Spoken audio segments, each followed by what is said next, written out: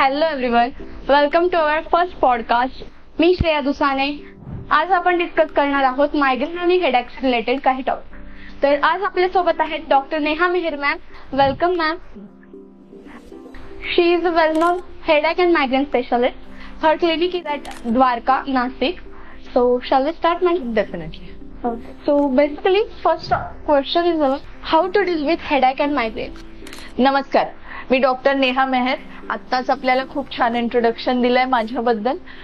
मी असं सांगू इच्छित आहे की हेडेक आणि मायग्रेन ह्या विषयावर आपण बोलणार आहोत. डेफिनेटली त्यातले काही टॉपिक घेऊन आपण त्याच्यावर सविस्तर बोलणार आहोत. बट हेडेक आणि मायग्रेन म्हणजे काय हे समजून घेणं सगळ्यात पहिले इम्पॉर्टंट आहे. जवळजवळ 150हून अधिक प्रकारचे हेडेक असतात. त्याच्यातला सगळ्यात कॉमन हेडेक म्हणजे मायग्रेन. 60% लोकांमध्ये मायग्रेनचा त्रास असतो, बी इट मेल्स और फिमेल्स. ऑफकोर्स फिमेल्स मध्ये तो जास्त कॉमन असतो. मायग्रेन म्हणजे काय, मायग्रेन मध्ये काय होतं तर अर्ध किंवा पूर्ण डोकं दुखतं. डोकेदुखी मानेपासून किंवा पुढच्या डोक्यापासून सुरू होते. उलटी मळमळ आल्यासारखं होतं, चक्कर आल्यासारखं वाटतं, उजेडाचा आणि आवाजाचा प्रचंड त्रास होतो. ह्याचबरोबर काही काही लोकांना ऑरा म्हणजे डोळ्यापुढे भुरकट दिसणं, हातापायाला मुंग्या आल्यासारखं वाटणं, असं काहीतरी होतं. ते क्वचित होतं, but it is very difficult to manage. आणि मायग्रेन हा का होतो हा जास्त महत्वाचा विषय आहे. उन्हात गेल्याने, उपाशी राहिल्याने, उपवास केल्याने, जेवणाची वेळ टळल्याने, झोप नीट नाही झाली, खाण्यापिण्यामध्ये समजा काही वर खाली झालं, त्याबरोबर झोप नीट नाही झाली, धूम्रपान, मद्यपान, काही वेदर चेंजेस असतात त्याच्याने, ट्रॅव्हलिंग केल्याने डोकेदुखी ट्रिगर होते. सो आपल्या लाईफस्टाईलचा काही इम्पॅक्ट होतो का या गोष्टींवर? डेफिनेटली. आता जसं मी हे सगळे ट्रिगर सांगितले तर याच्यामध्ये लाईफस्टाईल हा सगळ्यात मोस्ट इम्पॉर्टंट फॅक्टर आहे. का मी ते पहिले सांगते की ट्रिगर फॅक्टर्स हे दोन प्रकारचे असतात. एक असतात मॉडिफायबल ट्रिगर फॅक्टर्स, एक असतात non modifiable trigger factor. Weather जे आपल्या हातात नसतं, we can't control it. Hormonal changes आपल्या हातात नसतात, we can't control them.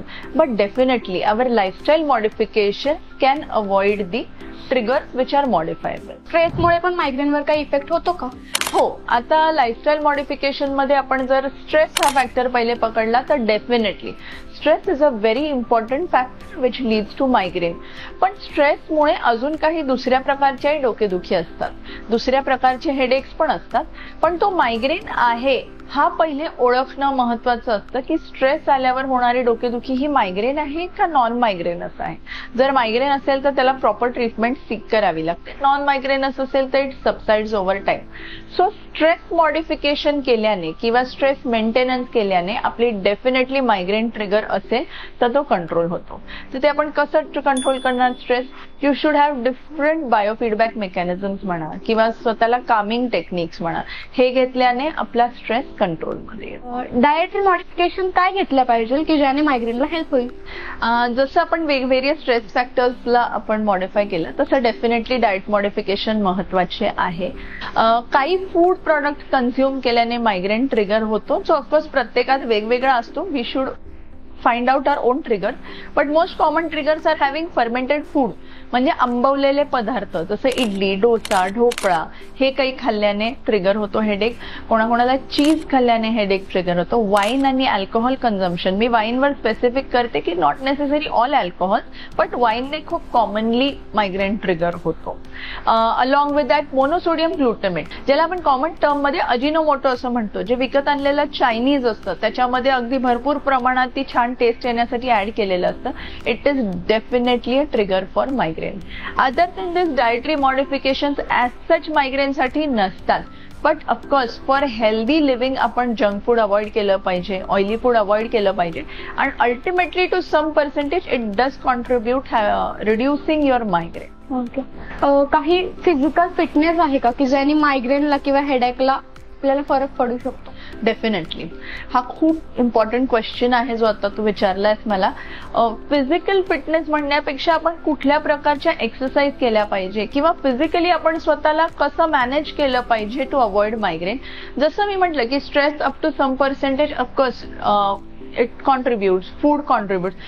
Physical workout किंवा फिजिकल एक्सरसाइज मोठा हात असतो आपल्या मायग्रेन कंट्रोल करण्यामध्ये.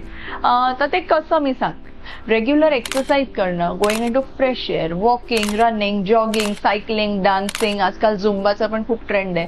सो झुंबा, जी कुठली एक्सरसाइज तुम्हाला आवडत असेल, ज्याने तुमचा कार्डियक आउटपुट वाढतो, ज्याने तुमचं ब्लड सर्क्युलेशन वाढतं, त्या प्रकारची एक्सरसाइज डेफिनेटली आपण आपल्या लाईफस्टाईलमध्ये वीकमधून ॲटलिस्ट 3 to 4 टाइम्स इन्क्लूड केली पाहिजे. त्याचबरोबर लर्निंग युअर ब्रीदिंग टेक्निक्स खूप महत्वाच्या आहेत.